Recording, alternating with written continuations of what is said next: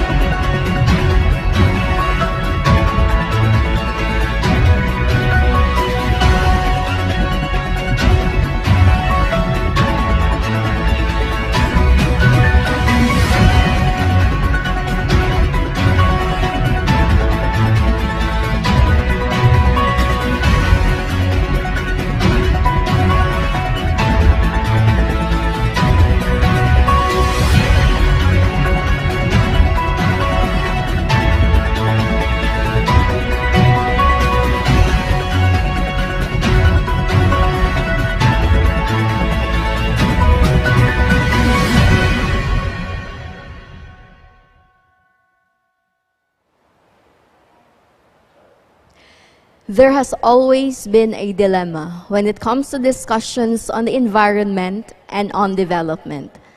On one hand, a country's financial and economic crisis diverts our attention from local environmental threats.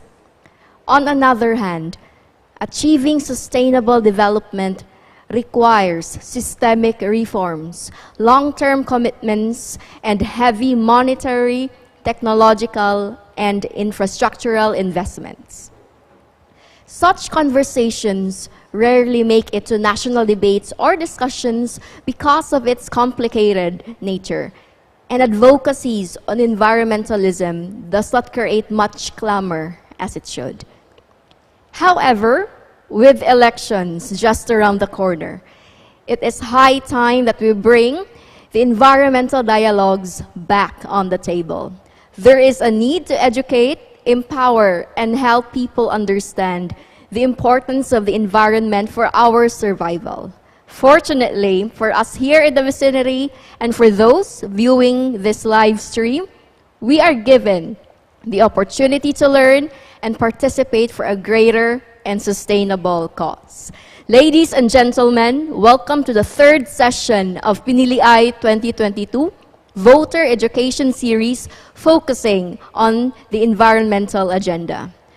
To start the session, let me invite Mr. Van Christian Torralba for the opening invocation, which will then be followed with the singing of the Philippine National Anthem. Ever-loving and merciful Father, as we ponder on the words of our Father Saint Augustine when he wrote, "The voice of truth does not keep silent. The lips do not move, but it yells to the heart."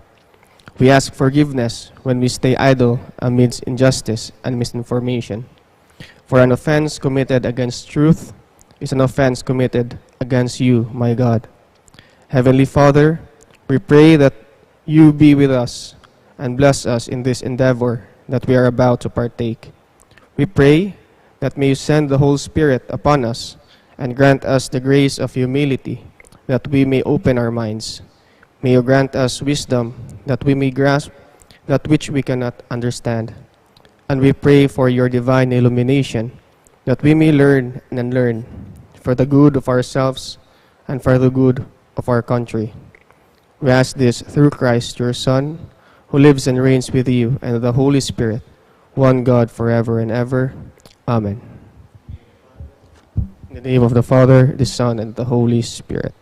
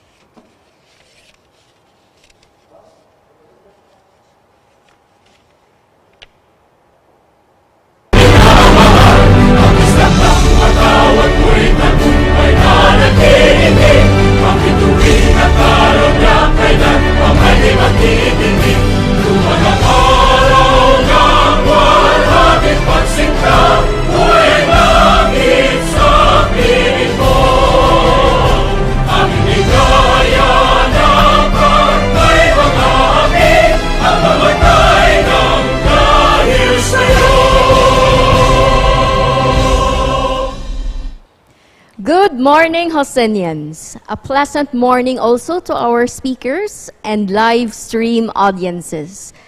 To formally welcome us in this event, allow me to call the ever-dynamic School of Arts and Sciences Dean, Dr. Glenn G. Pajares, for his opening address. Good morning, Hosenians. Good morning, Cebu. And good morning, Philippines. Today, we embark into another session of our voter education series organized by the administration of the University of San Jose Recoletos, Cebu City, Philippines, to inform, guide, enlighten, and empower the Osenian community and the larger community to choose leaders who are makadiyos, makatao, makapamilya, makabayan at makakalikasan for the better tomorrow of each and every Filipino. Today's session focuses on the environmental agenda, in which there is a paucity of discourses. In other words, they are least discussed during elections. Hence, the goal of today's session is to put the environmental issues and concerns at the center of the election discourse and make it as one of the standards or criteria in selecting leaders, especially public servants at the local and national levels in this coming May 2022 election. Bringing the environmental agenda into the fore and part of the meat of the election is important because environmental issues are indeed pressing issues.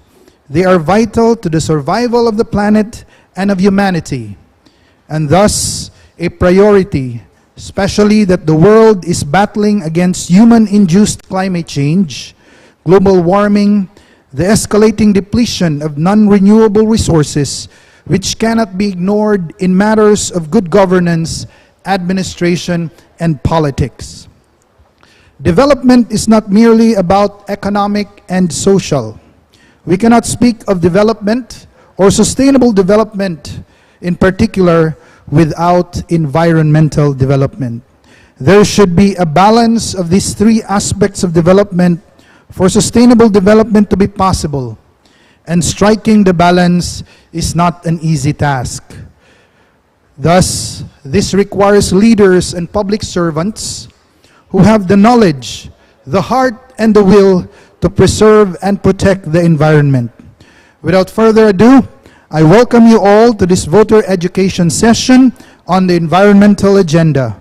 So kindly listen, learn, participate, act, and choose leaders who are responsible stewards of the environment. Adelante. Thank you so much, Dr. Pajares, for that insightful speech. Moving forward, I am really excited for you to meet our distinguished speakers. These are individuals who have been at the forefront on advocating protection and conservation of our environment, our climate, our ecosystem, and our natural resources. To know more about our esteemed guests, please welcome the current School of Arts and Sciences Council President, Mr. Latrell Fernandez, for the introduction of speakers. Good morning. Good morning, everyone. For today's PINILIAY 2022 session on Environmental Agenda, also as part of this year's School of Arts and Sciences Week, we will have 3 resource speakers. The first speaker is Mr. J.B. Garganera. He is the National Coordinator of the Alianza Tigil Muna, a member of Greenham Coalition, a collective of environmental and human rights groups. The second speaker is Mr. Teodorico Navea Jr. He is the convener of the Cebu chapter of the Philippine Movement on Climate Justice, or PMCJ. It is a coalition working with vulnerable sectors and communities to campaign for the climate justice framework as a fundamental element of solving the climate crisis. And of course, our third speaker is Attorney Gloria Estenzo Ramos of OCEANA. That is an international non-profit organization dedicated to protecting and revitalizing the world's oceans, and the discussion will focus on marine conservation. We hope for a fruitful discussion. Thank you so much, President Latrell Fernandez. Now, sit back, relax, enjoy, and learn as we call in our first speaker, Mr. J.B. Garganera. Thank you, Madam Host. Thank you, Sir Glenn, and thank you for welcoming us and inviting us. It's an exciting opportunity for us from the Greenham Coalition to be part of this very important forum. I am J.B. Garganera. My base organization is Alianza Tigil Mina, or ATM. We're a national coalition challenging the mining policy and practice of destructive mining in the Philippines. However, my hat today is as a co-convener of the Greenham Coalition.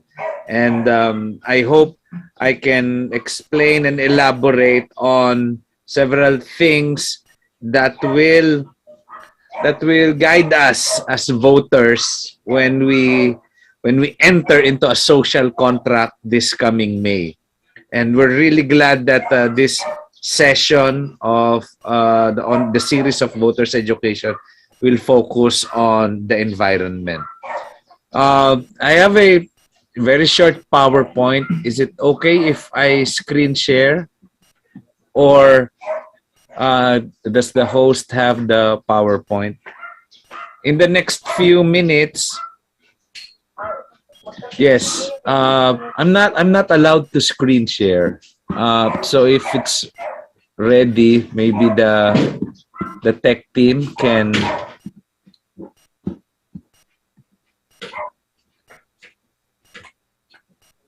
Okay, please make me a co-host. That will be easier. Thank you very much. As I was saying, let me quickly introduce the Greenham Coalition. We were convened as a coalition in December 2015.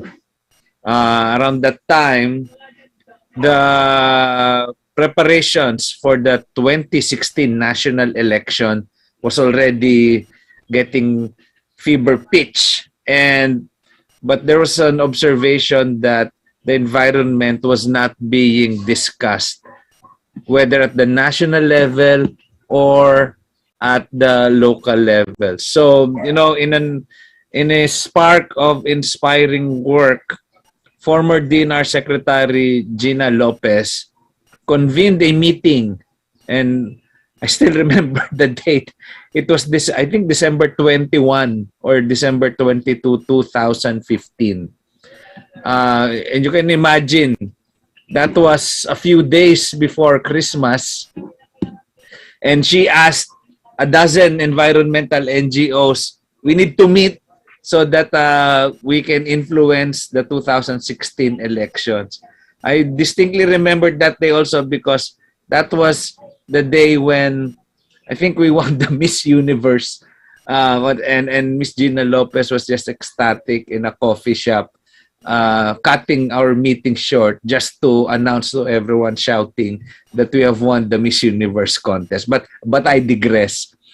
The Green Thumb Coalition is a coming together of about 60 existing networks and coalitions, all working in one way or another on green or environmental agenda. And in December 2015, the decision to come together was simply motivated by a very important emotion. Most of us felt that the candidates in the national election was not giving enough attention to environmental issues. And yet, take note, this was 2015. We already knew that the climate crisis was confronting us already. We were just several years away from Typhoon Yolanda, and we were already experiencing a series of natural disasters. And yet, our leaders and the candidates didn't seem to realize the importance of environmental and climate issues. So Green Thumb Coalition was born out of that motivation. So, but I will share the green agenda later on, but in the next 15 minutes, I would like to answer 3 questions that I hope would be very important as we continue on with this forum. I will not go much into the basics, and I will not specifically elaborate on each of the green agenda items. I'm pretty sure many of you are familiar already with some of those environmental issues. But these 3 questions, I think, are crucial for us who are working on the environmental and climate agenda. So, in the next 15 minutes, using an environmentalist lens and understanding our conversation about the 2022 elections, I would like to answer the 3 questions. 1, why is it important to engage the 2022 elections? Whether you're an environmentalist or not, there is such a crucial element on what's going to happen and what's going to be decided on the 2022 elections. Number 2, I would like to share what are the commitments of the Green Thumb Coalition, and hopefully you would be able to identify yourself in one of these commitments and make you decide that whether you're an environmentalist or not, you have a contribution to make. And third, I would like to share how will Green Thumb Coalition implement this engagement. You know, it's one thing to be committed, it's one thing to have the passion, but it's another thing to be practical about it. Many of us in the Green Thumb Coalition are veterans of different advocacies and campaigns. Many of us are also have been involved in electoral campaign, not in a partisan manner, but of course very much on making sure that our vote counts. So there is a real politic here. If we are really serious in making sure that environmental and climate issues gain traction, na pag-usapan ng mga kandidato, dalhin ng mga botante, and in fact, maging isang batayan para sa ating pagboto, meron tayong mga pwedeng gawin na practical. I will also share that. So, with my remaining time, I would like to start answering each of the 3 questions. And certainly, I'd be happy and excited to engage everyone in an open forum, question and answer later on. Okay. Why is it important for us to engage in that? Bakit mahalaga na makikialam, makikilahok tayo sa darating na eleksyon? 3 things from the perspective of Green Thumb Coalition. kung sino man ang mananalo, papalarin na maging mga leader natin mula presidente, vice-presidente, hanggang senador, hanggang congressman, hanggang mga mayor, governor, sila yung bagong administrasyon.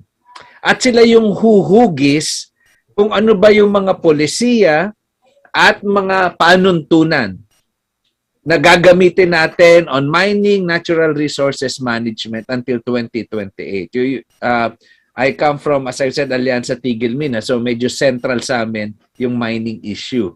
And I know sumikat ang Cebu because of the dolomite issue under the pandemic. But of course, there's also the Toledo mine, the long-standing mining project in Cebu. So, importante na makilahok ang Green Thumb Coalition because we need to make sure na yung iboboto ng mga tao at yung mananalo ay naintindihan ano yung environmental and climate issues natin. Kasi pag hindi nila naintindihan kung anong environmental at climate issues, ang mga klase ng polisiya at ng panuntunan, policy from Congress and Senate, at yung mga polisiya from DNR, Office of the President, and all other related executive agencies, ang gagawin nila ay mga policy and regulations na most probably hindi responsive sa climate crisis. That is why it is important na ngayon pa lang gawin ng popular, ipaalam na sa mga kandidato at ipaliwanag sa mga boboto anong ugnayan. Is there a link in our voting, in electing leaders, and the natural resources and environment? And there is. Kasi kung sinong iboboto natin, sila ang huhugis, sila ang gagawa ng mga polisiya at mga panuntunan na siyang ipatutupad tungkol sa pag-manage ng ating environment and natural resources. So you can imagine, kung yung mga iboboto natin ay may-ari ng minahan, or sila yung mga real estate developer, or sila ay may interest sa construction, or oil and gas company, natural resources and the conservation of our environment would be not their priority. But of course, kung paano sila kikita using their business. So that's why we need to shape. Kasi yung iboboto natin, sila yung mag-shape ng policy and practice in managing our natural resources. Second, very important, it's what we call the local sites or sites of struggles. Nandiyan yung mga communities, local organizations sa mga environmental campaigns. Yung local elections there will determine kakampi ba natin or kaaway yung local government pagdating sa green agenda. There have been many green agenda in 2016 and 2019 when GTC engaged the election. We have signed covenants with local executives at sinusuportahan, and we have been trying to train and nurture and work with local government. So, we know kailangang makialam sa local election, kailangang aktibo doon, kasi kung hindi tayo makikialam, paano magiging supportive sa atin yung local government? And local governments play a very crucial role in determining kung siya ba ay maglalabas ng pro-environment policies and programs in the municipality, city, or province, or very hostile siya sa environment agenda natin. So, that is an important element kung bakit kailangan makilahok. Finally, within GTC, sa aming pananaw, it's important na itong election na to, it's an opportunity para magsama-sama and to consolidate all our efforts towards a common platform. If there is one thing that binds Green Thumb Coalition, it's making sure that we work together during election time, but also post-election. How do we hold accountable the newly elected leaders? But ang primary is, kaya po Green Thumb Coalition na thumb, ginagamit nating pangmarka when we vote. Green, because we have an environmental agenda, the green agenda, that will motivate us to vote wisely and to vote properly. So yun po yung basically Green Thumb Coalition. And these are the three very important bases on why we need to engage the 2022 election. So even if you're not an environmentalist, even if you're not part of an environmental or a green org, we believe within the GTC, these three reasons are very crucial reasons for us to make a conscious effort. Kailangan maging conscious tayo to be active participants in the 2022 elections. Kahit hindi tayo environmentalist, yun lamang understanding na the people we will elect will shape the policies. The local leaders we will elect will probably support or be hostile to a pro-environment agenda. And of course, we want to consolidate everyone. One of the things that motivates GTC is we would like to unify, kung hindi man unification, complement all environmental groups' action. So, ang campaign objectives po ng Green Thumb Coalition for 2022 is one, to ensure na yung green agenda is a central issue, front and center na pinag-uusapan ng green agenda. And the first objective is targeting the voters and the general public. Second objective po is to popularize the green agenda among the candidates. Hindi lang yung voters ang ine-educate ano yung green agenda, equally important po ma-educate yung mga kandidato. Hey, candidate. Hey, presidentiable. Hey, senatoriable. Hey, you who wants to run for Congress, we want you to understand what is the green agenda. And then yung third nga po, GTC would like to contribute na ma-unify lahat ng Greens and Envi groups. Okay lang na hindi tayo mag-unify lahat. At least we know each other and we know what each other is doing. So hindi tayo nag-overlap, hindi tayo nag-duplicate. Ang intent ng GTC is to make sure that all Greens are able to make a difference in this 2022 elections. So, ano ba itong green agenda na pinagsasabi ng Green Thumb Coalition? Of course, we do not lay claim na ito na ang the green agenda. There are other environmental groups, maraming environmental networks. They may have a specific agenda. They may have a wide and broad environmental agenda.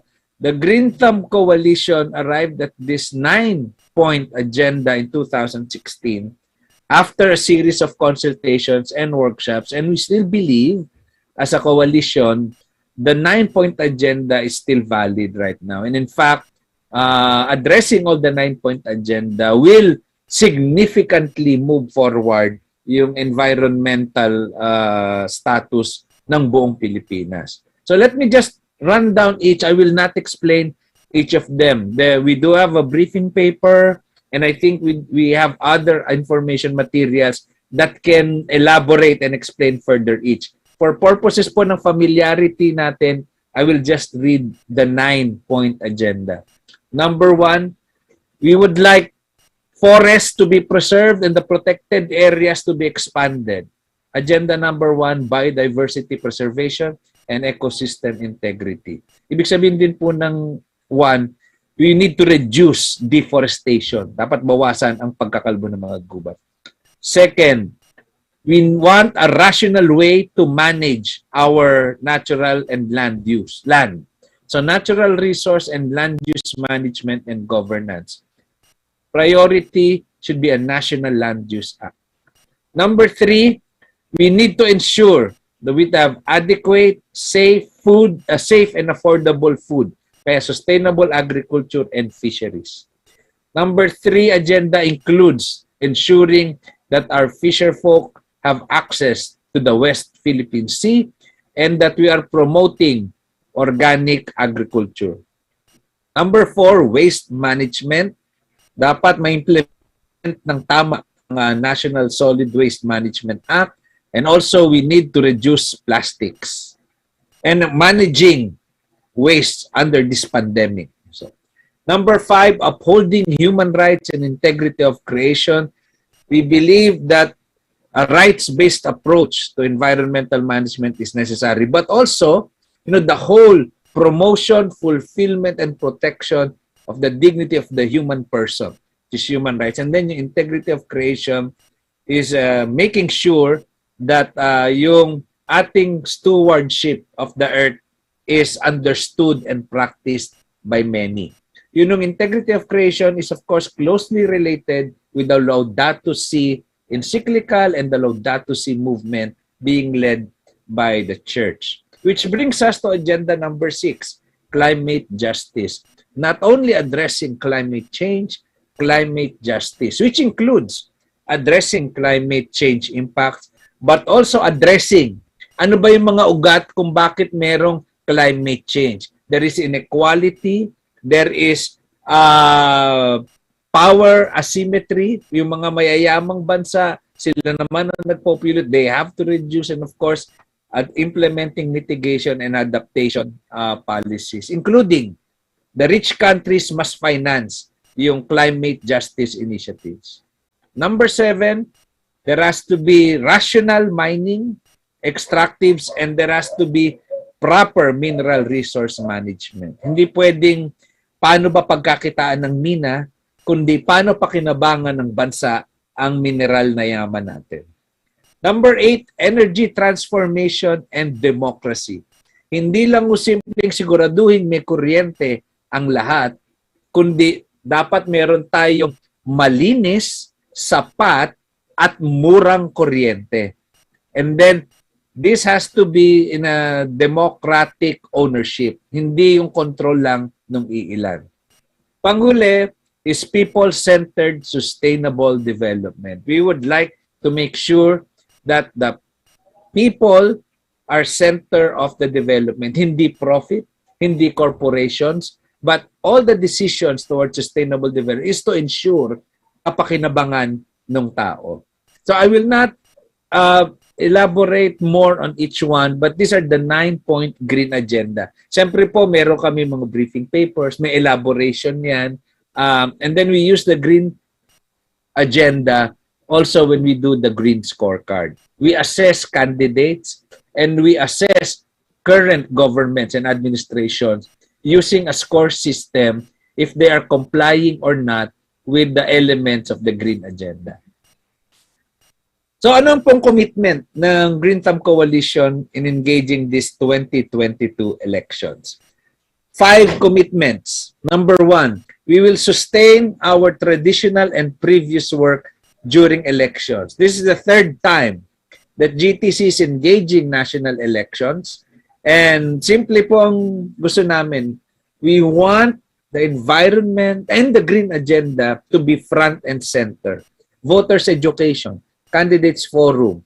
Sana pinag-uusapan sa mga debate. So we write briefing papers, position papers. We support green candidates. We identify who are the green candidates. We conduct and support green sorties, town hall meetings, covenant signings, and other alliance work during the campaign period. We would like to contribute in the unification of Greens and Envi groups by co-sponsoring, co-organizing inter-network and inter-coalition meetings. Especially, merong important day po kasi pag election pumapasok sa period April 21, Earth Day. So dapat po sana unified yung mga Greens during that Earth Day and then we send a message to all the candidates. Green Thumb Coalition believes we should be partisan. And we don't mean partisan to a person or a candidate. We are partisan because we are pro-environment. It may be different candidates, but we should be partisan. We are pro-environment. So we support and complement local initiatives, local candidates na alam natin, sina-champion ng environmental agenda. There are groups within Green Thumb Coalition who specifically support local candidates running on a green platform. And of course, we publicly support environmental candidates who are champions of the Green Bill. There are 6 na ngayon, yung Green Bills, Alternative Minerals Management Bill, National Land Use Act, Sustainable Forestry Management Bill, Indigenous and Community Conserved Area Law, Freedom of Information Law, and the Human Rights Defenders Bill. All candidates who will explicitly support and who have previously authored or co-sponsored these bills, we support them publicly. Lastly, how do we implement this engagement? Paano gagawin to ng Green Thumb Coalition? I think this is the more important part, maybe the more interesting part, this answers na paano ba kami pwede mag-participate? Whether you're a green or not, whether you're with a member or ally of Green Thumb Coalition, there are certain ways that you can engage. One, we have convened an electoral task force, both national, later on bababa siya to support all the electoral. Pero yung electoral task force po namin, basically ito yung research and communication component ng Green Thumb Coalition. Right now, the electoral task force is doing the candidates profile. Iniipon na namin. Especially yung may green at mining agenda.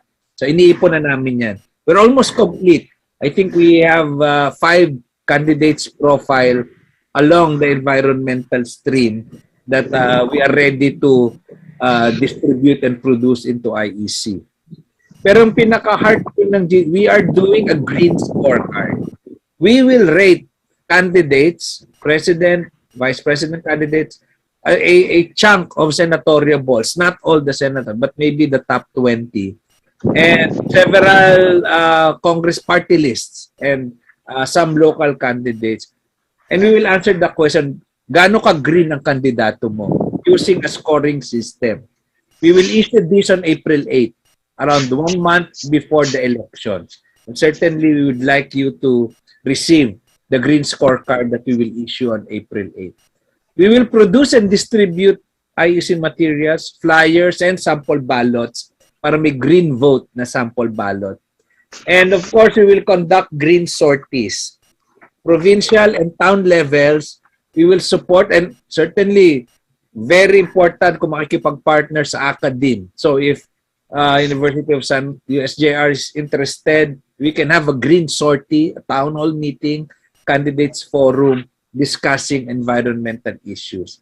So ilang coalitions within GTC will be committing to conduct green sorties across the Philippines. And we will also issue the schedule on April 8th. I will end there. Let me end by saying the Green Thumb Coalition is a coming together of all interested parties. We welcome all environmental groups and individuals who feel they can make a contribution. It is very important dahil lumiliit na yung window ng ating tamang response. If we make the terrible mistakes of choosing leaders who have this low regard for environmental issues, I think ang hirap ipaliwanag sa ating mga anak at mga apo, what did we do in 2022? Why did we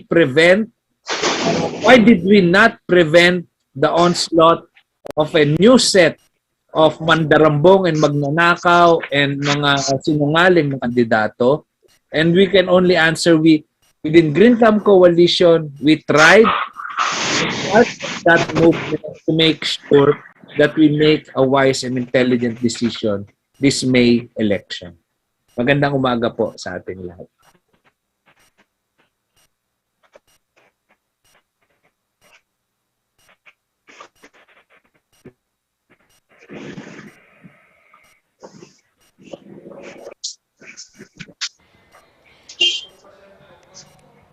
Thank you so much, Sir Garganera. One thing that I learned from his speech was that it is really important for us to engage in the 2022 elections because the people that we are going to vote for will determine the landscape of policies and regulation framework on our natural resources. Once again, thank you, Sir JB, for that really insightful discussion. For those who have any questions, please do reserve them during the open forum. You may jot them down below, or you may keep notes of it for the meanwhile. So once again, thank you, sir, from the Green Thumb Coalition.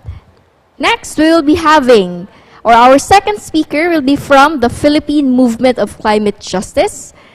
Everyone, help me welcome Mr. Teodorico Navea Jr.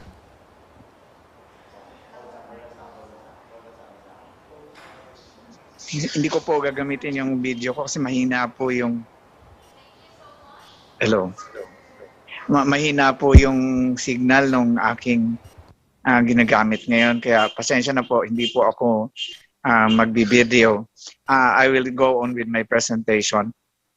Well, this is just a showcase bakit importante ang agenda ng Green sa panahon ng darating na eleksyon.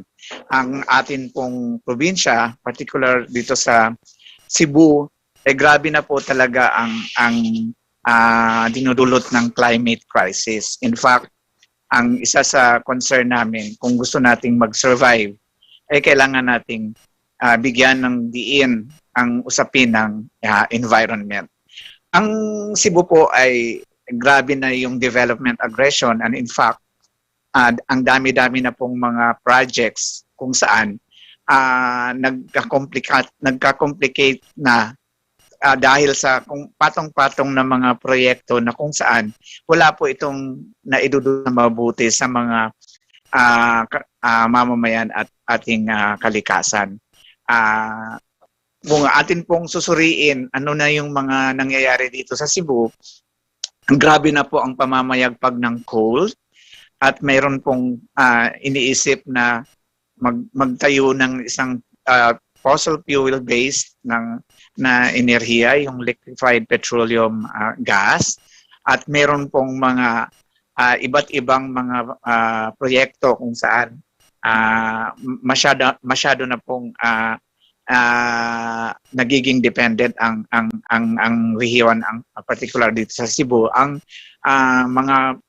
mga madudumi at grabing pinsala ang maaring idudulot nito. In fact, meron pang mga in the pipelines na itatayo na malaki ang implikasyon nito sa ating kalikasan. Kaya kung nag-uusap po tayo ng climate emergency, pinakauna po ang Cebu na nagdeklara ng climate emergency, particular po dito sa Cebu City. And in fact, kung mag-uusap po tayo ng paano natin ito i-engage, lalo na sa panahon ng eleksyon, importante po yung ginagawa ng ating mga organisasyon kung saan isa sa major concern ang environment. In fact, nung tinayo po namin dito sa Cebu City yung Movement for Transformative Politics, we see to it na it goes beyond elections. Meaning, kung ano yung agenda na binuo namin at isang major concern, ang environmental agenda, ay hindi po kami titigil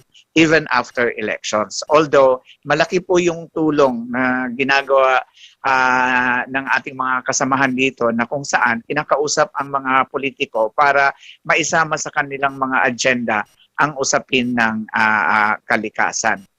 Pag nag-uusap po tayo ng environment, hindi lang po ito usapin ng dahil makakasira or what, kung hindi lang simpleng makasira, kundi paano natin i-preserve ang ating environment for the next generation. Kaya hindi lang ito usapin ng land, air, water at iba pang mga concern, kung hindi yung kabuuan pong sinasaklaw ng ating kalikasan.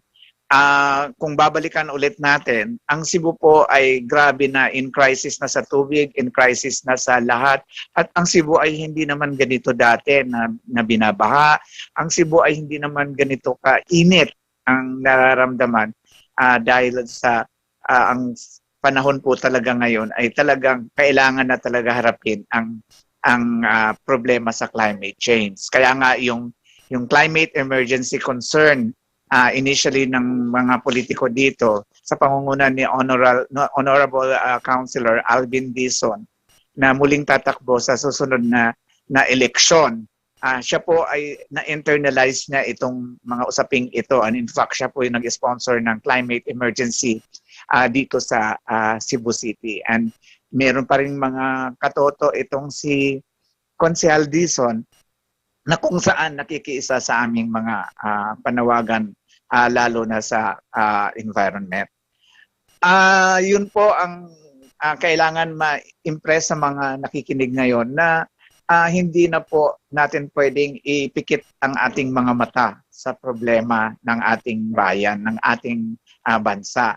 At kung mag-uusap tayo ng Cebu, talagang number one showcase ang Cebu dahil siya ang kasama sa most vulnerable provinces sa buong Pilipinas. At kung hindi po natin ito ay bibigyan ng kasagutan ang problema, wala na po tayong maipapamana sa mga sunod na henerasyon at patuloy na pag-iba ang mangyayari sa ating bayan.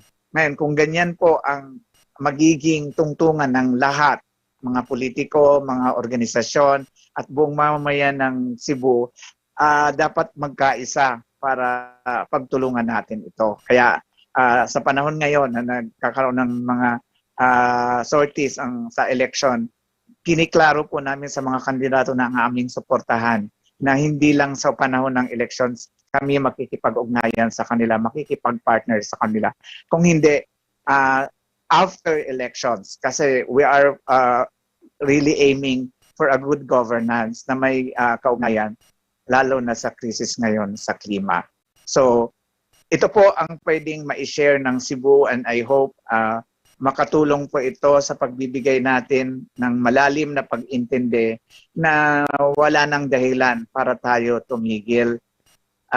Wala nang dahilan para tayo ay lalo pang magsikhay para ikampanya po natin. Sagutin natin ang krisis na ito at ating bigyan ng pansin. Kung mayroon ng climate emergency, dapat matagal na natin ginawa ito. Ngayon, kung nandyan na tayo sa punto na yan, ituloy natin ang ating laban. Hindi po natin bibigyan ng ang mga sunod na henerasyon ng isang problema na hindi na nila kayang lutasin. Kung kaya nating lutasin ngayon, ngayon na. So, importante yan. So, marami pong salamat at nakapag-share po ako sa inyo ngayong araw na ito. Magandang umaga po sa lahat.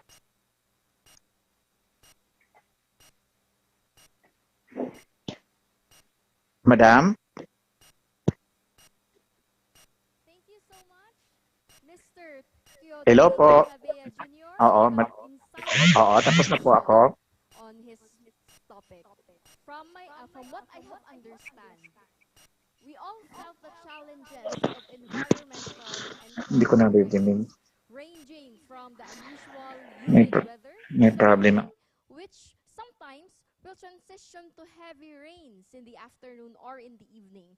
We also experienced difficulties after Typhoon Odette when we all experienced drought and the lack of water and whatnot.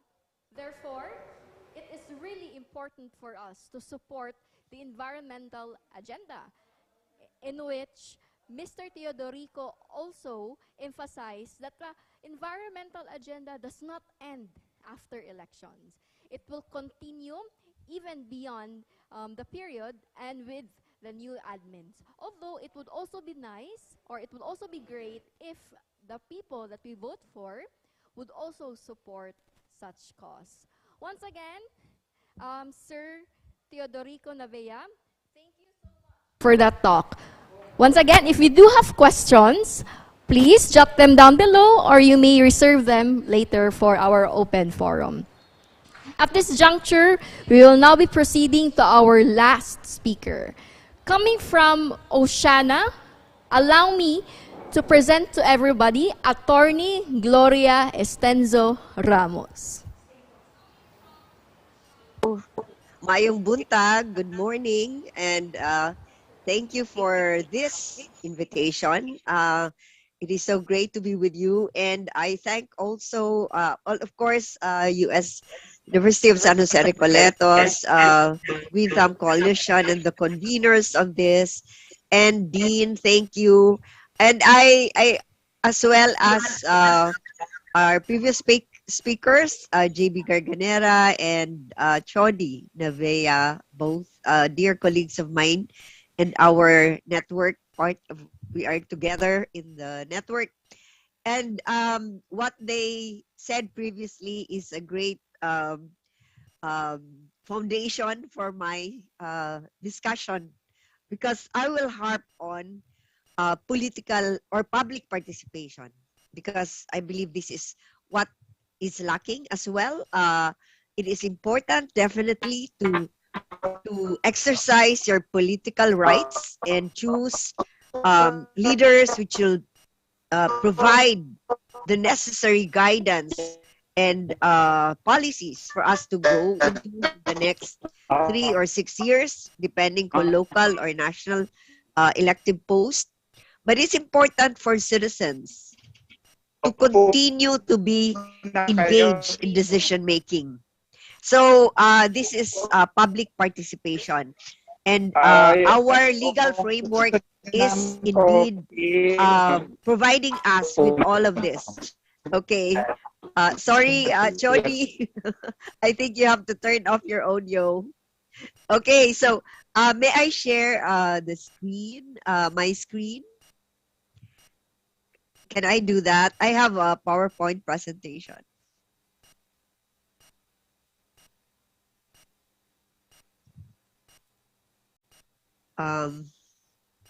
Disabled, can I be allowed to share my screen?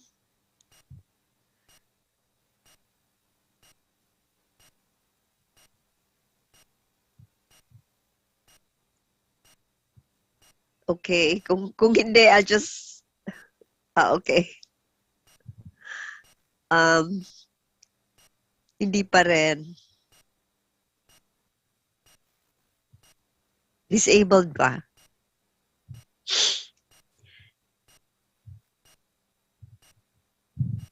Okay.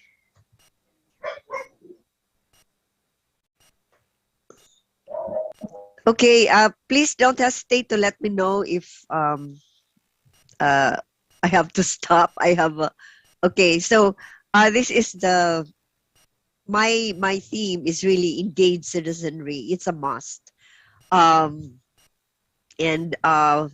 this is a platform which should give everyone the opportunity to also evaluate what questions need to be asked our those who are running for office.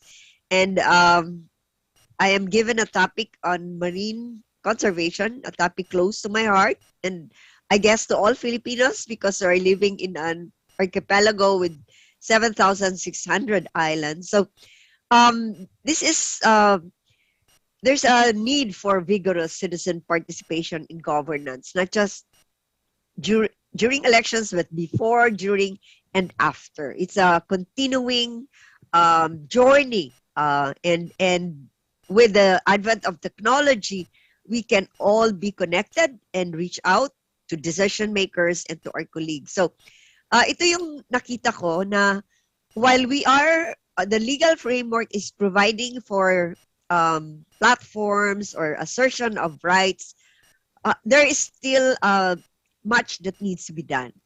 Example is a weak system in documenting citizens' participation in national and local governance. And the use of technology is not maximized, but with COVID, technology became the important engine for us to be connected, and we should use this to the maximum. And more platform for citizens. But sa akin, if government does not provide platforms, create platforms. Okay? Be the change. So, yan ang mensahe.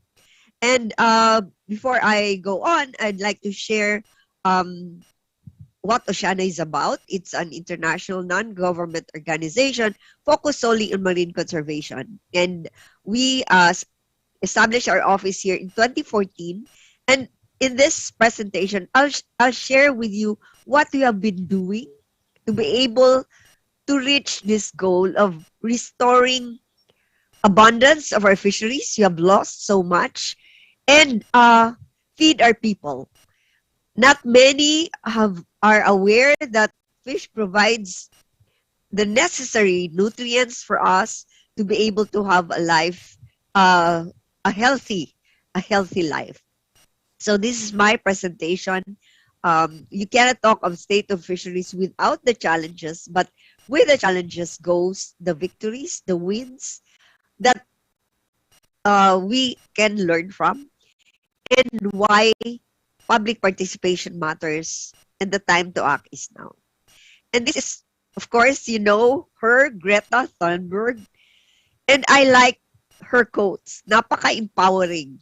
So one of this is, If you still say that we are wasting valuable lesson time, then let me remind you that our political leaders have wasted decades through denial and inaction. But we should not blame government forever, di ba? We should ask ourselves, what have I done to ensure that our leaders perform their mandates and that my responsibility, my right, as well as my responsibility to protect our environment, our natural life support system is asserted. Okay? So, you might not know it, but we are in an alarming state of decline for fisheries. And definitely, climate change will exacerbate what we are already feeling the adverse impacts of. And the Philippines is rated second in ranking as having the most number of people with high dependence on marine ecosystem for nutritional needs, coastal protection. That's why it's so important for us to prioritize conservation and protection of our marine habitats, of our fisheries, and the livelihoods of coastal communities. And we are a marine wealthy nation. You are part of the coral triangle. However, we should ask, why are fish stocks in sharp decline? And why are our fisher folks, together with farmers, ranked as the poorest of the poor? So this provides you a glimpse of the issues that haunt our oceans, our waters, our forests. And in nature, everything is interconnected. As we are interconnected, we are part of nature.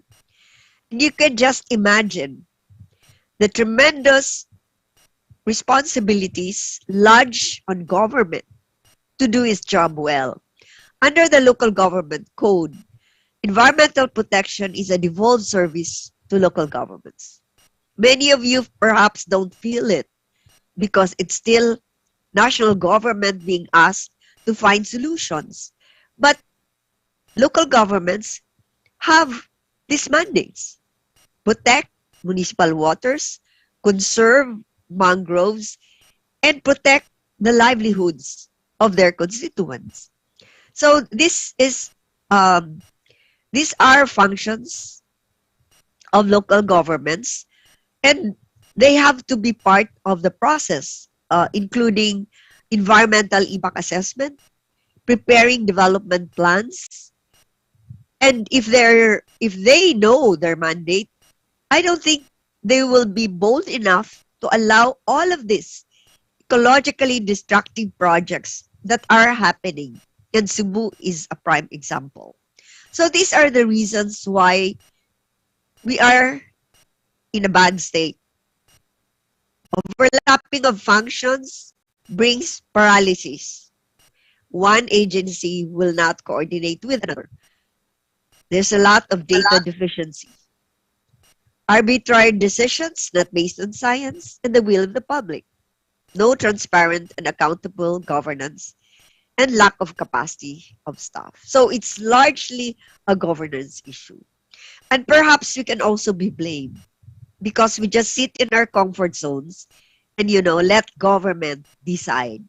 But we cannot afford that sense of complacency anymore. We have to be involved in decision making. The law is our ally. So we have constitution, name it. It's all for supporting and upholding our right to healthful and balanced ecology, our right to participate in decision making, our right to access public information, which should not be kept in secret, and there are mechanisms for that. Supreme Court came up with the rules of procedure for environmental cases, and this sets a time frame for making decisions on the environmental cases, and there's even a filing fee. Yet many are still hesitant to file cases to call for to avoid or prevent destruction to our environment. So this is how we should be doing it, and this has helped us a lot. The use of law, requiring science-based decision-making, the use of media, whether traditional and now we have social media, engaging grassroots communities and all sectors to participate in decision-making, and direct advocacy, meaning directly dealing and relaying and demanding for a platform by which government should also be part of. So I just set an example. We have our campaign on stopping illegal commercial fishing in municipal waters. Commercial fishing is banned under our fisheries code as amended in municipal waters. These are reserved areas from the shore up to 15 kilometers for our traditional or artisanal fisher folks. But then why are they poor? Because there's competition. There is illegal commercial fishing happening in the banned area. So what did we do? We created an online platform for us to be able to have the data and use this data to inform our decision makers. So Karagatan Patrol, and I hope you will subscribe to that. It shows apparent night lights, detection, or apparent illegal fishing in our municipal waters, and the red dots represent the lights, the detected lights, but it could be for fishing vessels or using super lights. And because there was slow action by government, we filed a suit to compel the Bureau of Fisheries and Aquatic Resources to perform its mandates and include already rules on vessel monitoring to track the behavior of vessels. And in 2020, the Secretary of Agriculture issued the rules and regulation for vessel tracking. And that's a big relief to our local governments and our fisher folks, because if you are part of the system, your identity and your location as commercial fishing vessel operator will be detected. But there's so much resistance. And because of Karagatan Patrol, we're able to share where these hotspots on apparent illegal fishing is happening. And we share this with the Department of Interior Local Government, DAB4. And because of this data, the DILG required the top 20 of the hotspot LGUs to explain what they have been doing to implement and enforce the fisheries code as amended. So this is accountability, accountable governance, and participatory governance. And the fisher folks worked together to stop a proposed bill by Congressman from Cebu to allow commercial fishing in municipal waters. This did not move because of the massive opposition from various sectors, including fisher folks, even local governments, who are stewards of the environment. So this is an example of citizen participation at its best. If there are policies which are detrimental to our environment and to the livelihoods of our people, we should not hesitate in moving forward, work together to stop it. So what we did was also help our fisher folks, capacitate them, for them to know their rights and for them to be assertive, because they are now in various management bodies, the latest of which is the Fisheries Management Area Management Body. They don't know about parliamentary procedures. So we help them put in the knowledge so that they will be better able to express their sentiments. And we have seen the transformation of fisher folks who have become outstanding leaders in asserting their voices and the sentiments of their sector. So, yan ang maraming pwedeng gawin. We also do capacity training for our enforcers, for judges and prosecutors, because fisheries laws is not among those being taught in their trainings. So we do that. So it is really reaching out to government to also provide assistance where we can do so. Okay, so this latest circular from DILG, which reiterates the mandates of local governments in protecting the environment, both on land and water, is a good reminder for them to already mainstream environmental protection. And the circular provides that they can be held through civil, administrative, criminal actions under various laws. Napakayaman natin sa batas. Let's make them living realities.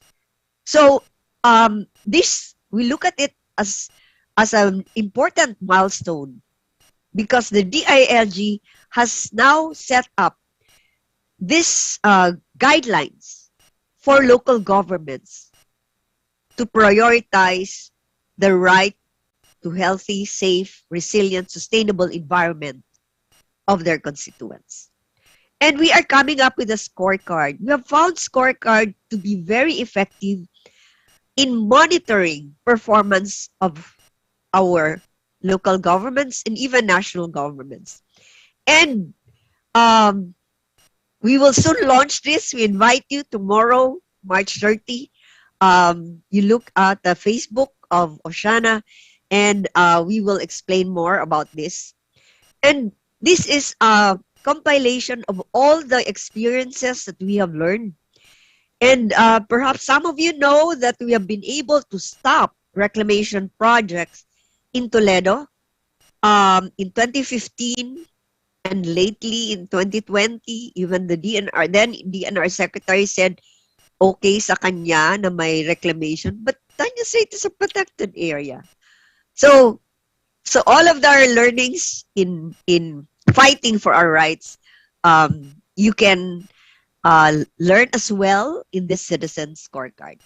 And JB mentioned on banning single-use plastics. Long overdue na yung mandate to come up with a list of products or items that should be banned from being manufactured, and this should include single-use plastics. Local governments support us. There are great local government champions.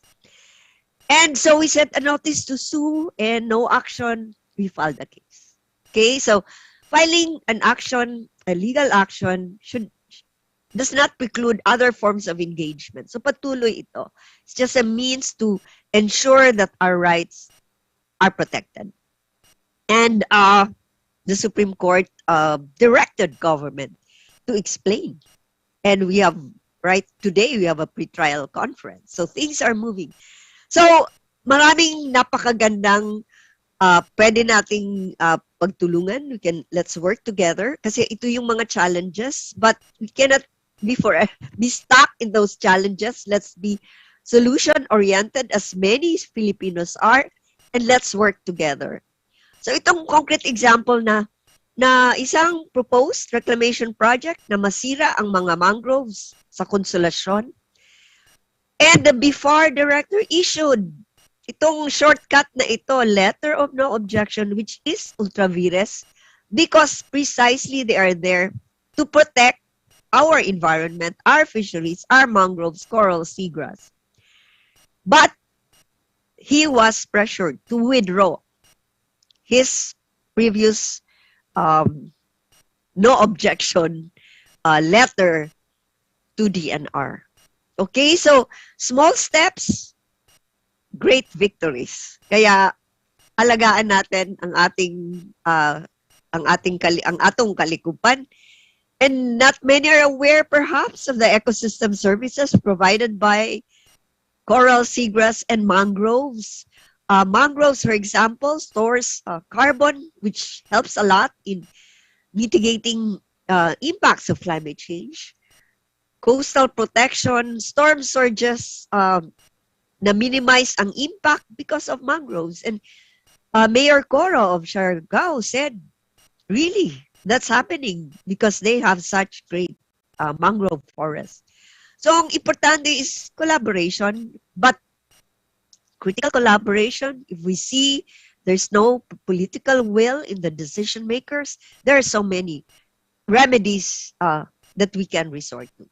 Importante, itong communications, use of survey, science, partnerships, itong webinars, online platforms, patuloy natin, social media, so we can have the environment that we all deserve to have. It's healthy, safe, resilient. So our ocean needs not just lawyers, but citizens to be very much engaged. Let's all be advocates. And to our young citizens and leaders, Greta says, you are never too small to make a difference. And I fully agree. Daghang salamat sa tanan. Thank you. Thank you so much, Attorney Ramos, for that really enlightening talk. So our first speaker talked about Green Thumb Coalition's commitment, especially on natural resource governance. Our second speaker from the Philippine Movement of Climate Justice highlighted environment and climate crisis, especially on the importance of sustainable programs, while our third speaker focused on environmental efforts on our oceans, specifically on the preservation and conservation of our marine ecosystem and of the people whose livelihood are quite dependent on the ocean. So once again, Attorney, thank you so much for that really wonderful discussion. What I have learned from her speech or from her talk was that vigorous citizen participation in governance is a must. It is not only an effort or a participation that should be done by the government and the private sector. We may have good laws, we may have good programs under the government, we may have good initiatives under private entities such as corporations and non-governmental organizations. But if we ourselves do not participate and engage, then all of these good programs, laws, and initiatives will be for naught. So all in all, we are called to active participation. Even small efforts matter. I have been so enlightened with their discussions, and I could truly say that yes, the environment is worth fighting for.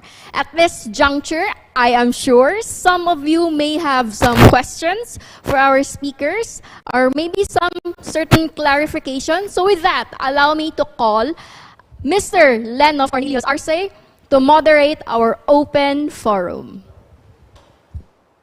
Thank you, Ms. Corina. So at this point, our participants, both in the FB Live and on YouTube, have been sending us questions, interesting and very engaging questions based on the presenters' points and agendas on the climate. So let's start first with the shorter versions, or the shorter ones of the questions. So at this, the first questions are any of the speakers can answer.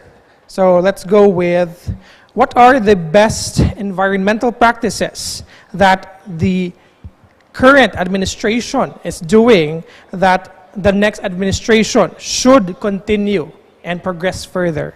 So anyone from the speakers can answer this question. What are the best environmental practices that the current administration is doing that the next administration should develop and continue? I can start, and Ma'am Goli and Chody can add some more. Two things come to mind, but I have to qualify this. This government, from my personal perspective, and to some extent, a lot of Green Thumb Coalition members subscribe to this. From our perspective, this government betrayed the environment. And I say that because in 2015, up to the whole electoral campaign in the 2016 election, probably up to the first year of this administration, they made a lot of promises about environmental protection, and so that's where I'm coming from. In the first part of this administration, there was a lot of promises, and there was a very good start. But eventually, this government reversed all the gains. And so that's where we're coming from. the Duterte administration and the DNR betrayed the environment, to some extent betrayed the Filipino people. So, but let's be clear, there were some good things that started. One is, I think, appointing somebody in the DNR who has the commitment, the passion, and the political will to really enforce environmental laws was an important political move and a correct one of this admin. Unfortunately, it had to cave in to political pressure when they failed to confirm Gina Lopez as DNR secretary. So that's the first thing. I think the next government should appoint somebody who has the heart, who has the knowledge, and who has the political will to really implement and enforce environmental laws. The second thing I think that went well from the start of this administration, and that should be repeated by the next admin, in terms of the mine audit.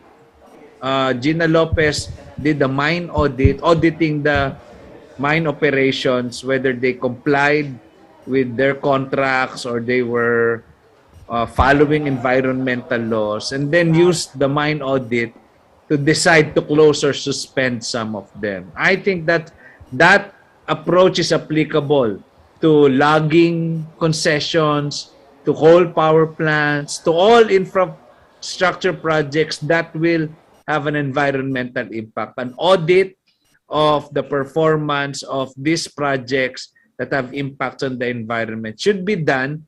And if the owners, operators, and contractors are found liable, whether they violated our environmental laws or failed to comply with their own contractual obligations, then this contract should be suspended or canceled. So two things. Thank you. Thank you, Sir JB. Yes, I actually agree. No? So it doesn't matter how scholarly or how many our experts are in the field of the environment, as long as the number of politicians who do not lobby for environment protection still do not outnumber the rest. We also have another answer from Attorney Gloria. Let's hear from Attorney. We can't hear.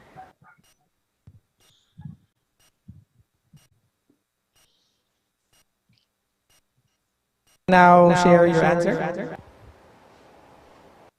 Is it me? Di ko narinig eh. So I'm presuming ako yun ha. Okay. Yeah, feel ko si JB. Sa totoo lang. When JB mentioned about Gina Lopez, you know, it was happening na she really sought the participation of NGOs. And I could not imagine JB na andoon tayo at parang, wow, this is happening. Kaya lang short-lived. The vested interest dominated. But we should not allow them to do that. Diba? Regarding, there are many challenges to environmental defenders during this administration. Lumala. Maraming namatay. Maraming hindi makapagsalita. Natakot. That climate of fear. But I'm happy that there are people in government who are open, who listens. So in my list, number one is Department of the Interior and Local Government. This is the first secretary who has come up with implementing guidelines for fisheries activities since RA 8550, the Fisheries Code, was amended. Ito yung 2018 memorandum to all coastal local governments to regulate and enforce fisheries laws. I was told by a BFARD officer na yun daw ang hinintay ng mga coastal LGUs. And then lately, February 17, clear guidelines on the roles of local governments for environmental protection, sumunod sa environmental impact assessment system o statement system na hindi sinusunod at nag-i-issue lang ng letter of no objection, resolution of no objection, when that is a clear mandate they cannot dispense with. So meron yan ngayon. At ang challenge is sa atin. We should know more about that. And assert. At sa experience naman namin, napipigil. And that's why we had to resort to filing filing lawsuits to compel government to do their job. And buti na lang may pumasok na secretary, ginawa yon. Yun yung vessel monitoring. Importanteng matrack ang behavior ng mga commercial fishing vessels sa ating municipal waters. Pabagsak na, matindi na, 2/3 of our fishing grounds are already overfished. Ano pa hintayin natin? Maubos lahat. So, napakahalaga yung political will. Parang maraming palaging nagsasabi political will. But it takes two to tango. Kailangan mag-assert tayo. Kailangan yan. And we're happy, but kailangan din may tao sa gobyerno who will be open to that and who commits to implement their mandates and comply with our laws. Napakayaman natin sa ating batas. So yun, DILG circulars on fisheries and conservation of our habitats. And hindi lang sa ocean, ha? Ngayon, pati sa lupa, kasama ito.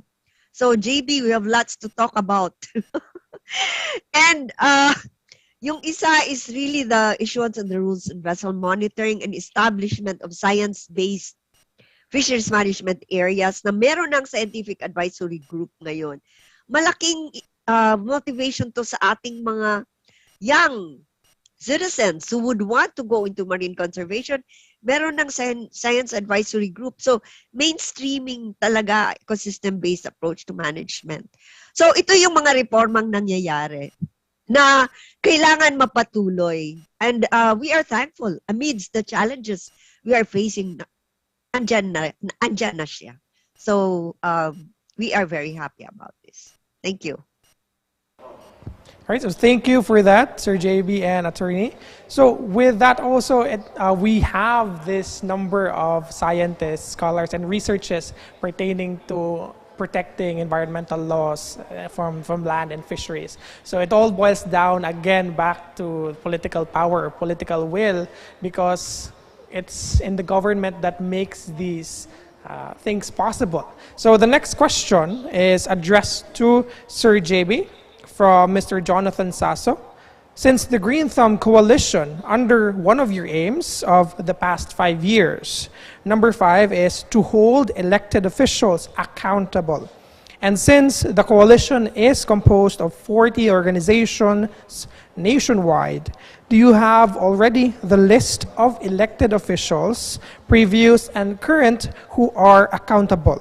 Did the coalition already file cases or lodge petitions among these elected officials?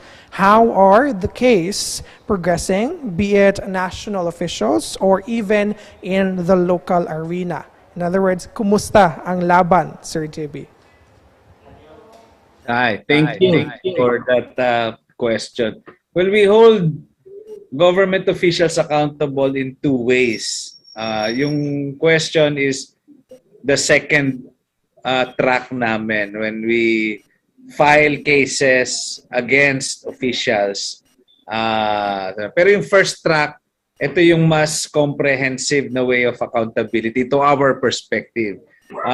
Every year, we hold a report card. So, kung green scorecard during election time, every SONA naman, we issue a report card. So, 1 year after yung first 100 days we issue a report card, and then yung succeeding na every SONA we issue a report card naman. So ginagawa namin, holding them accountable against their promise. So nung kampanya, ito yung sinabi mo, we did this with this Duterte administration.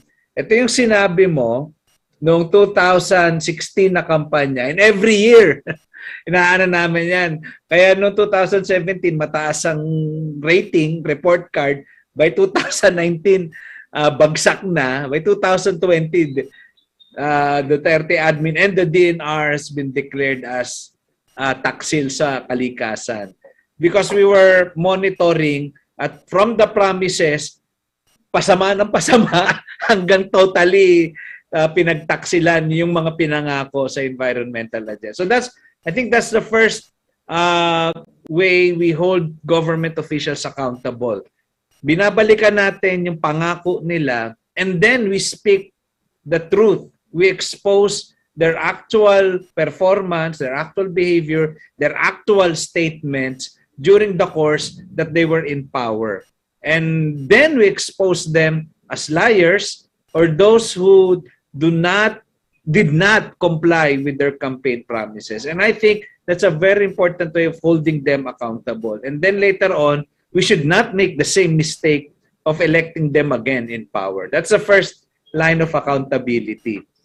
And we are able to do that dahil naka-record in the green scorecard yung mga pinangako nila. And then we can hold them accountable every year on those promises. The second is yung environmental cases. Well, hindi madalas na government officials yung kinakasuhan namin. So, halimbawa, I can speak for ATM. I think for Alyansa Tigil, ang kinakasuhan namin are the companies and the corporations who violate our environmental laws and then or who fail to comply with their obligations. I think we only had one case against a local, not a local government, I think it's a local DNR official for failing to implement yung due diligence. When we say due diligence, panahon ng pandemya, nag-approve ng mga permit, ng mining permit. Panahon ng pandemya. Tapos alam pa namin, declared na lockdown yung regional office. How could a regional director and a bureau chief approve a mine permit and an ore transport permit? Walang pasok, naka-lockdown, and we don't even, we're pretty sure that that central office did not have any body physically present on those dates.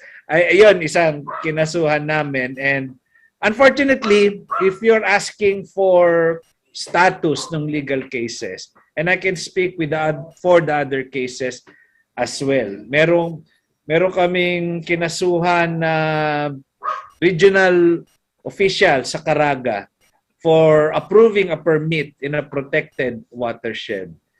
Meron kaming kinasuhan dito sa Region 2 na isang DNR, nasa regional office, for failing to comply with the public consultation regulations.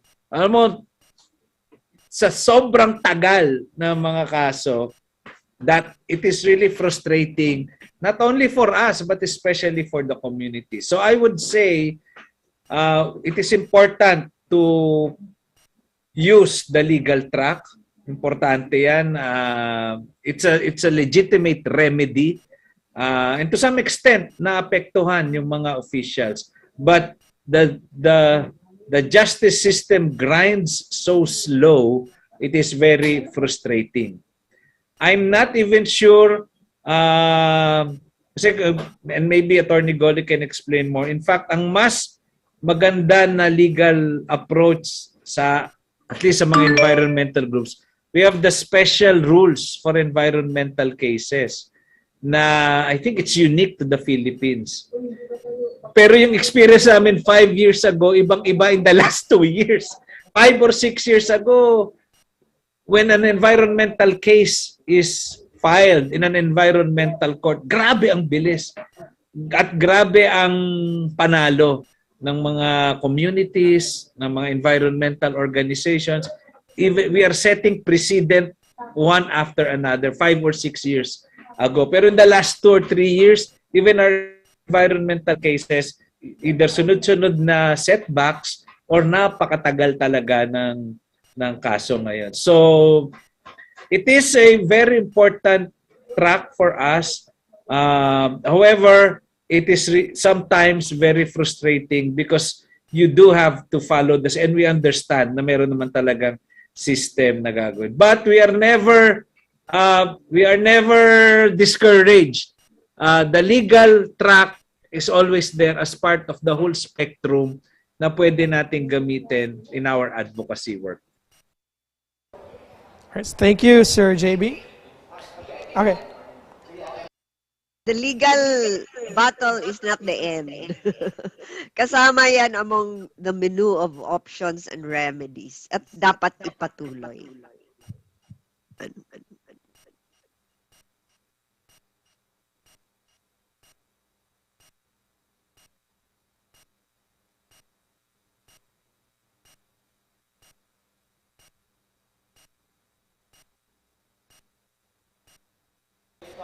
Okay, so with that, let's proceed to our next question. We have here a question, actually a very long question for Attorney Gloria. So let me read this from the FB Live. Good morning, Attorney. So I'm fanboying on your work and a colleague here in Cebu City all over the country. So his question is, so this is in part of the Cebu's project in reclaiming coasts for development. This is of social interest because, first, it impacts subsistence fisherfolk whose struggles for economic equity seems perpetual. And two, it impacts ecosystems, ridge to reef, and thereby the lives and realities of vulnerable sectors, especially agri-fisheries, particularly the women in that sector. A very important tool for consensus and decision-making is the CLUP. Sadly, when an instrument mandated for LGUs, its process is not streamlined and instituted by national law. In compliance, and in my experience, in the minimum compliance, it's often the default and in turn contravenes full and meaningful participation. So the question is, how should ideally the CLUP be used to effectively protect citizens' agenda? Is there a need to make changes on the current practice? And legally, is there a remedy to assail or challenge a CLUP that's already been approved by the LGU? Okay. Yung na-mention ko about the DILG circular dated February 17. This is circular 2022-18 specifically requires compliance with the local development plans, the comprehensive land use plan, which should be updated as well, which integrates impacts of climate change. And if the proposed project is not in those plans, then the project cannot proceed. So this is a clear impetus for local governments to prioritize their mandate of having that comprehensive plans, including coastal resource management plans, and not allow or not even entertain projects which are not there. Kasi ang presumption, when they crafted the plans, it was participatory, it was the sentiment of all, and it reflects the real state of the particular locality or area. In addition, local governments are now required to certify under oath that a genuine public consultation was done. So if it's under oath, if you certify to that and it didn't happen, you can go to jail. Okay? So these are effective barriers for the fast tracking of projects without public consultation, not in accord with the development plans and even national laws. So I'm happy that, but there's an obligation for us as citizens to know about it, to know about the process. Kaya pinasok ko talaga yung citizen scorecard. And I'm sure JB as well and other NGOs are so rich in their experience on how to come up with this. In fact, maganda siguro, well, JB will definitely provide you a copy. And then if we can work together to further enhance it and make it applicable to mining and other areas, that would be great. Kasi itong citizen scorecard ginawa namin for dump and fill projects ito, reclamation. So, let's do that. Napaka-effective ng mga scorecard, audit, compliance audit. it's a way of ensuring accountability na rin. Kasi yung nagagather mo, evidence mo na yan. If a group intends to file a lawsuit against particular agency. So, deterrence ito sa mga nangyayari ngayon na pabilisan. Na para bang sila ang batas na sila lang mag-decide kung kailan at kung sino yung mag-approve. It goes against our democratic values. So I'm not sure about the last question. Can you repeat it? Okay, so the last question, attorney, is how should ideally the CLUP or the CLUP, I don't know if you're familiar with this, used to effectively protect the citizens' agenda? Is there a need to make changes on the current practice? And legally, is there a remedy to assail or challenge a CLUP that is already approved by the LGU? Yeah, it requires participation.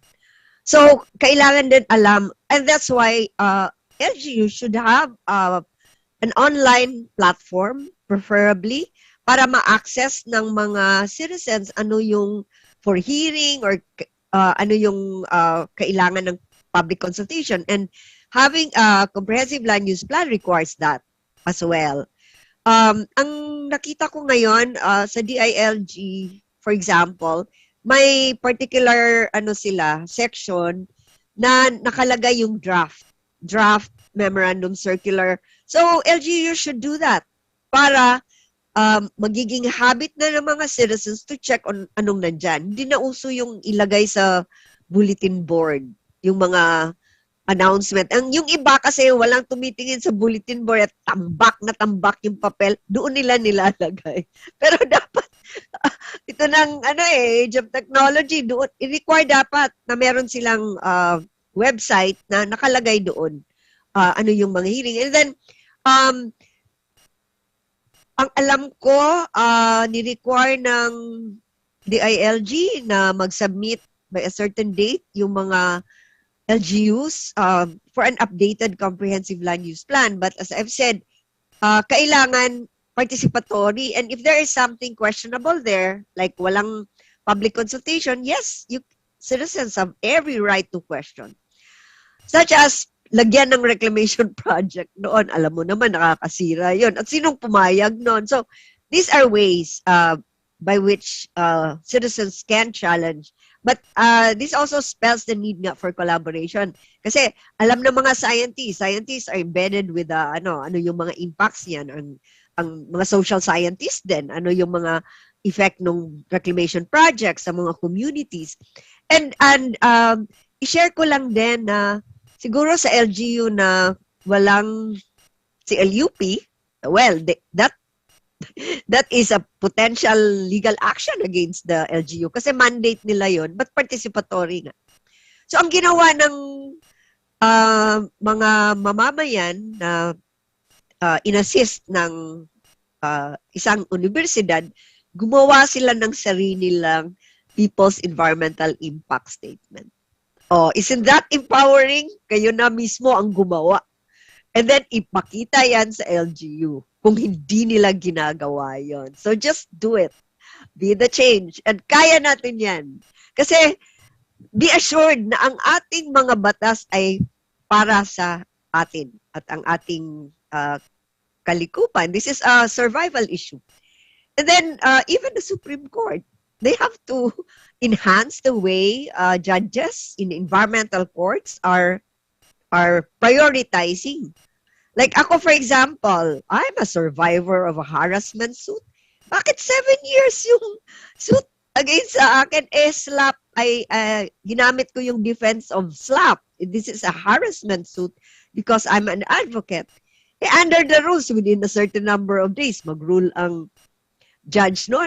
Ba't umabot na 7 years? Diba? So, papunta na ako sa Supreme Court nga kung hindi niya ni-resolve yun. So, masyado tayong forgiving, pero, or they say short memories, pero at some point, we really have to take a stand Kailangan yun. wala na yung martyr syndrome dapat. Patuloy lang. Tuloy ang laban. Thank you for that, attorney. So yes, that's true. The fight continues, especially for the fight for the environment, since we only have one Philippines and one planet. So this will be the last question, which is also addressed for the both of you. This is from my development economics class. So they have a question pertaining to mining and also fisheries. So they're asking that seeing mining and quarrying and of course commercial fishing, we see its immense extraction of these natural resources. So they're asking, is there an environmentally or sustainable way to do or to conduct mining or quarrying, or is also there a sustainable commercial fishing method? I'll go first, Ma'am Golly. And then you can hit them hard with your concluding. Is there a way, first on mining? There's no doubt may economic benefit yung mining. But from our perspective, 3 issues should be clarified. Number 1, who is benefiting from this mineral extraction? So totoo lang, every time I meet with the Chamber of Mines and any mining corporations, it always gives me a pleasure to use this government statistic. And I tell them, you keep on, the mining industry always keeps on talking about billions of dollars in terms of investment, taxes, livelihoods. But when I hit them with government data, say, look, whether we look in the last 3 years or whether we stretch it in the last 30 years, mining has never contributed more than 1% in the GDP. And that is a government statistic. And I tell them, how can you justify promoting an industry that only contributes 1% of our GDP, but it threatens agriculture, forestry, and fisheries? Then you add tourism pa. And these 4 sectors and subsectors constitute between 20 to 25% of our GDP. Agriculture, forestry, fishery, and tourism. Any way we look at it, doesn't make sense. Why are we promoting an industry that is 1% and this 1% is threatening o yung 20% na lang? Any economist and any sane person will tell you, lugi tayo. That's the first one. Now, second, for us to do mining, we have to know yung value na nawawala at yung value na nakukuha natin. And again, when I have this discussion, whether in Congress or in any forum with the mining industry, I tell them our problem, the problem of environmentalists with the industry, the mining industry in particular, is you have a twisted notion of cost and benefit analysis. When a mining project or a mining corporation talks about cost benefit, they're only talking about what is the cost of doing the mining. Ano ba yung cost to actually do the mining, the extraction? And what is the benefit? Yung profit ng mining company. That is the cost benefit to them. Blind ang mining industry to the environmental, social, health, cultural, human right costs. All of these costs, environmental costs, loss of water, loss of livelihood, displacement ng indigenous people, destruction ng forest, yung amount ng carbon na pwedeng isipsipin ng forest na kinalbo nila, that is not factored in any cost-benefit analysis of the mining industry. And yet, yung benefit, doon lang sa profit ng mining company. So, who benefits? So, I think kapag yung totoong cost-benefit analysis ang ginawa, we would have serious second thoughts. Di pala tayo makikinabang dyan eh. Bakit natin kakalbuhin yung gubat? Bakit natin dudumihan yung ilog? Bakit natin kakalbuhin yung natural resources natin? Third, we do not believe that there is such a thing as sustainable mining In fact, when that concept came up 20 years ago in Rio plus 20, that was immediately debunked by the global environmental movement. Kaya napilitan yung industry to fall back on the position of responsible mining. And again, we think responsible mining is fake news because there's no law that defines responsible mining, and since there's no law, there's no way to measure it, and there is no way to hold either the government or the mining company accountable when they claim they are doing responsible mining when they are not. So it's a branding, responsible mining is a branding exercise. Parang drink responsibly. Pwede kang uminom, pero huwag kang magpakalasing kasi baka ma-aksidente ka sa pagmaneho mo pag naglasing ka. So drink responsibly. Ganyan, responsible mining.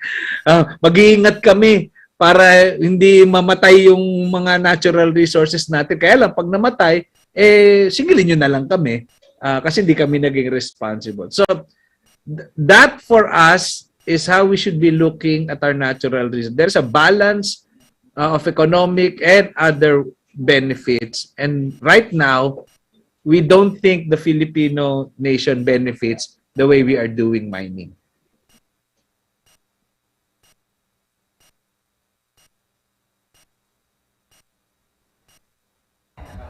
Right. So, attorney, let's hear from you. Yes, dapat yung last statement kay JB eh. Anyway, yung sa akin, napakagaling natin gumawa ng batas. In fact, itong 87 Constitution, I really like it. Pro-environment, pro-social justice, pro-participation. We have bastardized some of the provisions. At worst, hindi natin sinunod. Yung ban lang on political dynasties, klarong-klaro. Yet, wow, in our political landscape, puro political dynasties. And then there's on local sectoral representation. It's in the Constitution na bawat sanggunian, bawat lawmaking body at the local level, barangay, city, municipality, province, kailangan may representations from workers, women, and third, because of local autonomy, i-require ng ang LGU ang mag-decide which sector, but dapat yung vulnerable sector. So, pinipiling hindi ipairal, hindi execute. So, ito yung nangyayari sa atin, kaya nasira yung ating karagatan. Andyan ang batas, pero some play God and decide na huwag. So, kaya yung call, nasa tao, nasa atin talaga. Commercial fishing is never sustainable, especially in areas which host the fragile marine habitats or the marine ecosystem. Andyan ang corals, andyan ang seagrass, mangroves, at dito lumalaki ang ating isda. Kaya napakaganda ng provision na ni-reserve 15 kilometers para sa small-scale fishers. Pero nakikita mo, tinotolerate, inaalaw yung pagsira ng ating ng fishing grounds, ng ating artisanal fisher folk, at nadideplete talaga. It's one of the main reasons why overfishing is happening, why stocks are on decline. So that should be a reason for saying na doon sila beyond 15 kilometers. And now we have fisheries management areas na science-based, na nagsasabi, pulang-pula lahat ng species na pinakita kasi pinag-aralan, pabagsak na. Bakit meron pang programa na papasukin ulit? Yung commercial fishers, Big Brother, Small Brother program, that's not a level playing field. You're mocking the intelligence of people in those localities who have suffered for so long. Since 1990, sinasabi na wala na kaming nakukuhang isda. But just because those came from the voices of our small-scale fishers, hindi sila pinakinggan. Kailangan tulungan natin sila. By helping ensure a healthy fishing ground, we are also ensuring the health of our people. Ganun lang kasimple yan. Bakit mahirap intindihin? Because dominant interests pervade in decision making. We don't even see them. Sa mga dialogues, wala sila. Pero na magwa-wonder ka, may program na lang na pinupropose na not in accord with the legal framework we are in. Kaya with more reason, we should be vigilant. And we should, and I also make this challenge to our students. Get to know our fisher folks. Get to know the vulnerable sectors.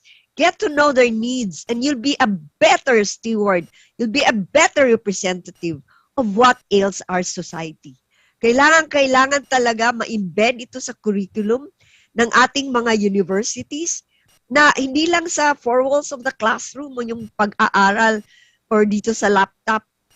We should really explore means by which they can be connected to our people, those who are facing the brunt of all of these issues and who have the least footprint. That's injustice. Talaga. And if you continue to be indifferent to their plight, then you are part of the perpetrators of justice. So sana malakas itong call for everyone, especially you. This is your future. We are talking about fight and assert your rights. And assert, by doing so, you're also asserting the rights of the voiceless, including Mother Nature. But who has the last say? That's it. Thank you very much. Thank you, speakers. So I'm actually recalling on the themes of development economics in my classes that it doesn't matter if your GDP is the #1 in the region at the expense of the environment. It doesn't matter if you're pragmatic at the expense of the environment, because it's not pragmatic at the cost of losing our country or our planet to pollution and overfishing and the like. So thank you for that very engaging and thought-provoking answers and discussions. And also, I hope our students also had their answers been clarified and also enlightened with the answers of our speakers. Now let's go back to Miss Karina. Thank you so much, Mr. Arce. Thank you so much to our speakers. That was really a good information exchange. At this juncture, we'll be presenting and giving certificates to our speakers who have offered their time and effort in educating us about the importance of prioritizing our environment, especially in the coming elections this May. So, allow me to cite or to read the citations for our certificates. University of San Jose Recoleros presents the Certificate of Appreciation to Mr. J.B. Garganera as one of the resource speakers on environmental agenda. Also, another Certificate of Appreciation to Mr. Teodorico Navea Jr. as speaker on climate justice, as well as another Certificate of Appreciation to Attorney Gloria Estenzo Ramos as resource speaker on marine conservation during the third session of the Voter Education Series, given this 29th day of March 2022 at the University of San Jose Recoleros, Cebu City, Philippines, signed by Reverend Father Leo G. Alaras, OAR, VP Academics, and Reverend Father Roel M. Sia, OAR, VP Administration. All right. Before we conclude this meaningful event, let us welcome with open arms the chairperson from the Department of Languages and Literature, Dr. Mila May Caballero, for her closing remarks.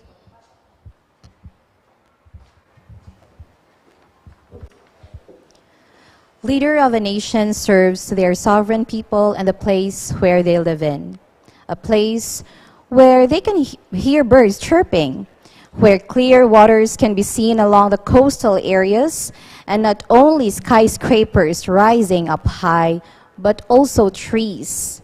Might be fruit-bearing trees or of any species which supports oxygen to human lives. As we may be able to imbue the different platforms of the candidates for this coming election, let us adhere to their commitment to take part in the preservation and conservation of our environment. Come this May 9, 2022, do your share and choose a leader that is not just an advocate of change economically, socially, but also environmentally for the sustainability of our Mother Earth and a beautiful place that our next generation can enjoy with. To our esteemed speakers and the entire Hosanian community, let me end by saying this quote by Lady Bird Johnson. The environment, after all, is where we all meet, where we all have a mutual interest. It is only a mirror of ourselves, but a focusing lens on what we can become. Cast your votes and choose wisely. Good morning and adelante.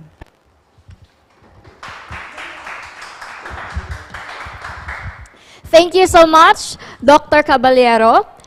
The call for active participation in the protection of our environment is in our hands. Whether we realize it or not, we have a responsibility, a huge burden on our shoulders because we are also given the power and ability to create and decide for the future of this country. But we are not alone in this fight. Let us realize that no matter how hopeless a situation may seem, for as long as people continue to fight and support for a good cause, for as long as people are willing to learn, relearn, and change, there will always be hope. This has been Karina Encabo, your Masters of Ceremonies this morning. Thank you so much. I'll be leaving you with this thought-provoking sentence. Don't be afraid to demand for accountability, transparency, and open governance. May you all have a wonderful day ahead. Adelante.